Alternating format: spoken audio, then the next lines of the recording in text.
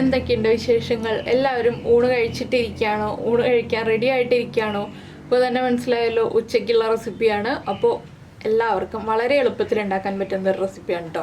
നിങ്ങൾ ഉറപ്പായിട്ടും ഇതൊന്ന് ട്രൈ ചെയ്ത് നോക്കണം. പാവയ്ക്ക കൊണ്ടുള്ളൊരു മസാലയാണിത്.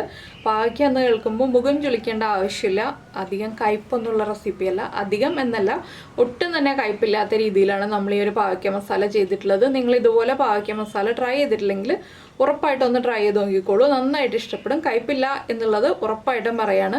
എന്താണെന്ന് വെച്ചാൽ നമ്മൾ പച്ച കളറിലെ പാവയ്ക്കയല്ല എടുത്തിട്ടുള്ളത്. ആ ലൈറ്റ് ഗ്രീൻ പാവയ്ക്ക ഉണ്ടല്ലോ, ആ പാവയ്ക്കയാണ്. ഡാർക്ക് ഗ്രീൻ പാവയ്ക്ക എടുക്കുകയാണെങ്കിൽ കയ്പുണ്ടാവും. അപ്പോൾ അതൊന്ന് ശ്രദ്ധിച്ച് ഷോപ്പിൽ നിന്ന് വാങ്ങുകയാണെങ്കിൽ നമുക്ക് ഒരുപാട് കയ്പില്ലാത്ത പാവയ്ക്ക വാങ്ങിക്കാൻ കിട്ടും. പിന്നെ പാവയ്ക്കയുടെ കയ്പ് കുറയ്ക്കാനുള്ള കാര്യങ്ങളൊക്കെ ഇതിൽ പറയുന്നുണ്ട്. അപ്പോൾ എങ്ങനെയാണ് നമുക്ക് പാവയ്ക്ക മസാല തയ്യാറാക്കുന്നത് നോക്കാം.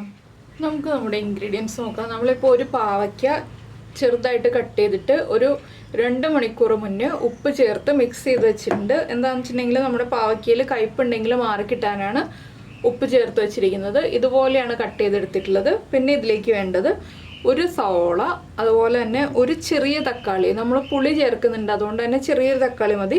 2-3 അല്ലി വെളുത്തുള്ളി. നല്ല എരിവുള്ള പച്ചമുളക് ആയതുകൊണ്ട് ഞാൻ ഒരു പച്ചമുളക് എടുത്തിട്ടുള്ളൂ. നിങ്ങളുടെ കയ്യിൽ എരിവ് കുറഞ്ഞ പച്ചമുളകാണെങ്കിൽ 2-3 പച്ചമുളക് ചേർക്കാം. പിന്നെ കറിവേപ്പിലയാണ് എടുത്തിട്ടുള്ളത്.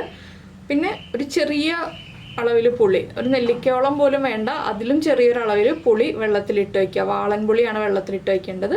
അപ്പോൾ ആദ്യം നമുക്ക് ഈ ഒരു സവോളയും തക്കാളിയും ഒക്കെ ഒന്ന് കട്ട് ചെയ്തെടുക്കാം. അതിനുശേഷം പാവയ്ക്കൊക്കെ ചേർത്ത് ഒന്ന് വഴറ്റിയെടുക്കാം. അതിനുശേഷം നമ്മുടെ മസാല റെഡിയാക്കാം. ഇപ്പോൾ നമ്മളൊരു ചട്ടി ചൂടാക്കിയിട്ട് ചട്ടിയിലേക്ക് വെളിച്ചെണ്ണ ഒഴിച്ചിട്ടുണ്ട്. ഒരു 1.5 ടീസ്പൂൺ വെളിച്ചെണ്ണ ഒഴിച്ചു കൊടുക്കുക. ഇതിലേക്ക് നമ്മൾ കട്ട് ചെയ്തിട്ടുള്ള വെളുത്തുള്ളി, പച്ചമുളക്, അതുപോലെ സവോള ഇത്രയും ചേർത്ത് കൊടുക്കുക. എല്ലാം കനം കുറച്ചാണ് കട്ട് ചെയ്തിട്ടുള്ളത്. പച്ചമുളക് ഒന്ന് സ്പ്ലിറ്റ് ചെയ്തെടുത്തിട്ടുണ്ട്. ഇനി ഇതൊന്ന് വഴറ്റിയെടുക്കുക. അപ്പോൾ സവോളയിലേക്ക് ഉപ്പ് ചേർക്കരുത്. എന്താണെന്ന് വെച്ചിട്ടുണ്ടെങ്കിൽ നമ്മൾ പാവയ്ക്കയിൽ ഉപ്പ് ചേർത്താണ് മിക്സ് ചെയ്ത് വെച്ചിരിക്കുന്നത്. അതുകൊണ്ട് തന്നെ സവോളയിലേക്ക് ഉപ്പ് ചേർക്കരുത്. നമ്മൾ ഈ ഒരു മസാല റെഡിയാക്കിയതിന് ശേഷം മാത്രം ഉപ്പ് ചേർത്ത് കൊടുക്കുക. ഇനി സവോളയൊന്ന് നന്നായിട്ട് വഴന്നു വരുന്നത് വരെ നമ്മളൊന്ന് ഇളക്കി കൊടുക്കുക. അപ്പോൾ നമ്മുടെ സവോളയൊന്ന് സോഫ്റ്റായി തുടങ്ങിയിട്ടുണ്ട്. ഇതിലേക്ക് നമ്മൾ ഉപ്പ് ചേർത്ത് മിക്സ് ചെയ്ത് വെച്ച പാവയ്ക്ക ഒന്ന് പിഴിഞ്ഞിട്ട് ചേർത്ത് കൊടുക്കുക കേട്ടോ. ഇതുപോലെ ഒന്ന് പിഴിഞ്ഞെടുക്കുക. ആ കയ്പുണ്ടെങ്കിൽ മാറിക്കിട്ടാനാണ്. അപ്പോൾ നമ്മൾ പാവയ്ക്ക തീയൽ ഉണ്ടാക്കുമ്പോഴാണെങ്കിലും ഇതുപോലെ ഒന്ന് പിഴിഞ്ഞിട്ടാണ് ചേർക്കാറുള്ളത്. ഉപ്പ് ചേർത്ത് വെച്ചിട്ട് നന്നായിട്ടൊന്ന് പിഴിഞ്ഞെടുക്കണം. കണ്ടോ പാവയ്ക്കയിൽ നിന്ന് വെള്ളം വരുന്നത്. അപ്പോൾ ഞാനിത് മുഴുവൻ പിഴിഞ്ഞ് ചേർക്കട്ടെ. അപ്പോൾ ഇത്രയും വെള്ളമുണ്ട് നമ്മുടെ പാവയ്ക്കയിൽ നിന്ന് പിഴിഞ്ഞ് മാറ്റിയത്. ഇനി നമുക്ക് ഈ പാവയ്ക്കയും കൂടി ചേർത്ത് നന്നായിട്ടൊന്ന് ഇളക്കി മിക്സ് ചെയ്ത് കൊടുക്കാം.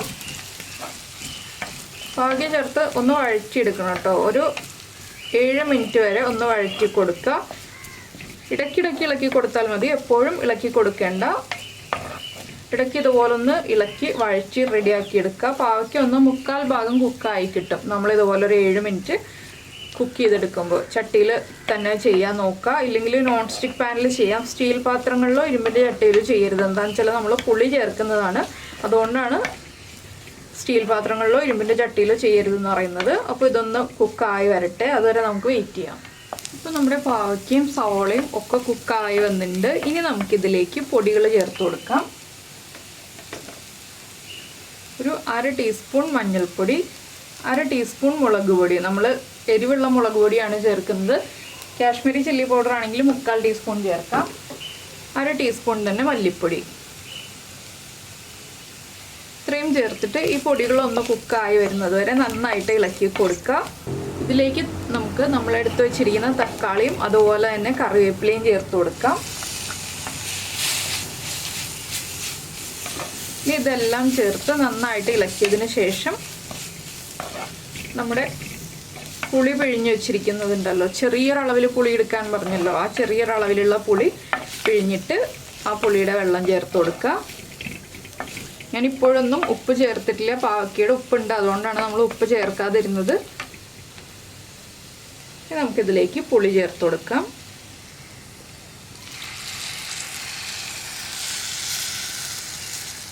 ഇതൊന്ന് ഇളക്കി മിക്സ് ചെയ്യുക. ഇനി നമുക്കിത് അടച്ചു വെച്ച് കുക്ക് ചെയ്തെടുക്കാം.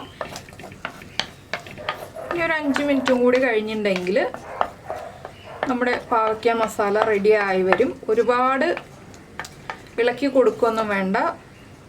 തക്കാളിയൊക്കെ ഉടഞ്ഞു പോവാതെ ഇരിക്കുന്നതാണ് നിങ്ങൾക്ക് ഇഷ്ടം എന്നുണ്ടെങ്കിൽ ഇതുപോലെ ചെയ്യാം. തക്കാളി ഉടഞ്ഞു പോയിട്ടാണ് വേണ്ടതെന്നുണ്ടെങ്കിൽ കുറച്ച് സമയം കൂടി തക്കാളി വഴറ്റിയതിന് ശേഷം നമ്മുടെ പുളി ചേർത്ത് കൊടുക്കുക. ഇനി നമുക്ക് അടച്ചു വെച്ച് കുക്ക് ചെയ്യാം. നമ്മുടെ പാവയ്ക്ക അടച്ചു വെച്ചിട്ടൊരു 4 മിനിറ്റോളമായി. ഞാൻ ഒന്ന് ഇളക്കി കൊടുത്തിരുന്നു. ഇനി നമുക്കിതിലേക്ക് ഏറ്റവും ഇമ്പോർട്ടൻ്റ് ആയിട്ടുള്ള ഒരു ഇൻഗ്രീഡിയൻറ്റ് ചേർത്ത് കൊടുക്കാം. നമ്മുടെ തീയലിലും അതുപോലെ തന്നെ പാവയ്ക്കയുടെ റെസിപ്പികളിലൊക്കെ നമ്മൾ ചേർക്കാറുള്ളതാണ് ചെറിയൊരളവിൽ ശർക്കര. ചെറിയൊരളവിൽ മതി. നമുക്ക് ഈ ശർക്കരയും കൂടി ചേർത്ത് ഇളക്കി മിക്സ് ചെയ്യാം. ഇപ്പോൾ തന്നെ കണ്ടോ ആ ഗ്രേവിയൊക്കെ വറ്റി വന്നിട്ടുണ്ട്. ഇനി നമുക്ക് ഇതൊന്ന് ടേസ്റ്റ് ചെയ്ത് നോക്കണം. ഈ ശർക്കര ഒന്ന് മിക്സ് ആയി കഴിഞ്ഞിട്ട് ഉപ്പ് കുറവാണെങ്കിൽ ഉപ്പ് ചേർത്ത് കൊടുക്കണം. എരിവ് കുറവാണെങ്കിൽ കുറച്ച് മുളക് പൊടി അല്ലെങ്കിൽ പച്ചമുളക് ചേർത്ത് കൊടുക്കാം. മുളക് പൊടിയാണ് ചേർക്കുന്നതെങ്കിൽ ഒന്ന് വെളിച്ചെണ്ണയിൽ ചൂടാക്കിയിട്ട് ചേർത്ത് കൊടുക്കുക. പച്ചമുളകാണ് ചേർക്കുന്നതെങ്കിൽ ഒന്ന് സ്പ്ലിറ്റ് ചെയ്തിട്ട് ചേർത്ത് കൊടുക്കുക. ഇല്ലെങ്കിൽ നിങ്ങൾക്ക് കുരുമുളക് പൊടി ചേർക്കണം എന്നുണ്ടെങ്കിൽ കുരുമുളക് പൊടി ചേർക്കാം കേട്ടോ. ഇത് അരയ്ക്കൊന്നും ചെയ്യാതെ വളരെ എളുപ്പത്തിൽ ഉണ്ടാക്കാൻ പറ്റുന്ന പാവയ്ക്ക മസാലയല്ലേ. അപ്പോൾ എല്ലാവരും ഒന്ന് ട്രൈ ചെയ്ത് നോക്കുക.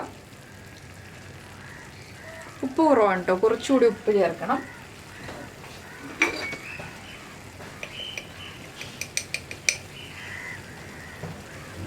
നമ്മൾ പാവയ്ക്കയിലുണ്ടായിരുന്ന ആ ഉപ്പൊക്കെ ഒന്ന് പിഴിഞ്ഞ് മാറ്റിയതുകൊണ്ട് ആവശ്യത്തിന് ഉപ്പ് ചേർത്ത് കൊടുക്കുക. ഇനി ഇതിലേക്ക് ചേർക്കുന്നത് പാവയ്ക്ക മസാലയല്ലേ, അപ്പോൾ മസാല ആവണമെന്നുണ്ടെങ്കിൽ കുറച്ച് ഗരം മസാലപ്പൊടി ചേർത്ത് കൊടുക്കാം. ഒരു 1/2 ടീസ്പൂൺ വരെ ചേർക്കാം. ഇതെല്ലാം ചേർത്ത് ഇളക്കുക. ഇത്രയേ ഉള്ളൂ, കഴിഞ്ഞു നമ്മുടെ പാവയ്ക്ക മസാലയുടെ പരിപാടി. വളരെ ഈസി ആയിട്ട് റെഡിയാവുന്ന റെസിപ്പിയാണ്.